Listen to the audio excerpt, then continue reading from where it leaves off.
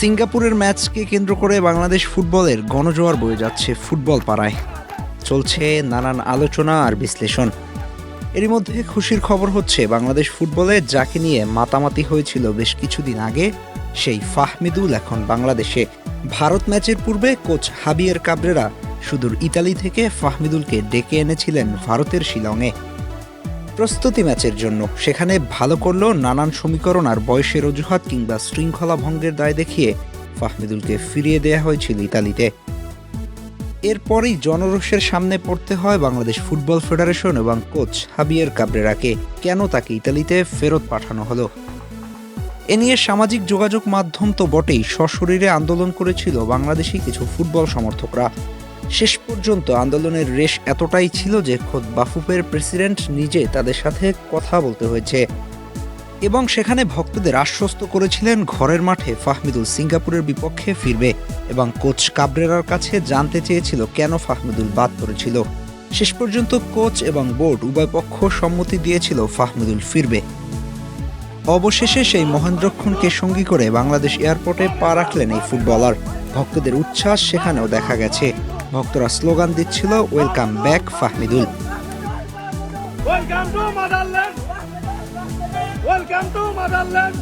এটাই বর্তমান ফুটবলের ক্রেজ প্রমাণ করে। এটা যেমন খুশির সংবাদ, তেমনই আছে দুশ্চিন্তার কারণ। বাংলাদেশ ফুটবলের বর্তমানে যেভাবে ব্র্যান্ডিং হচ্ছে সেটা কল্পনার বাইরে। অনলাইনে টিকিট ছাড়ার 1 ঘন্টার ভেতরে সব টিকিট সোল্ড হয়ে গেছে। এ থেকেই বোঝা যায় বাংলাদেশ ফুটবলে দর্শক ফিরছে।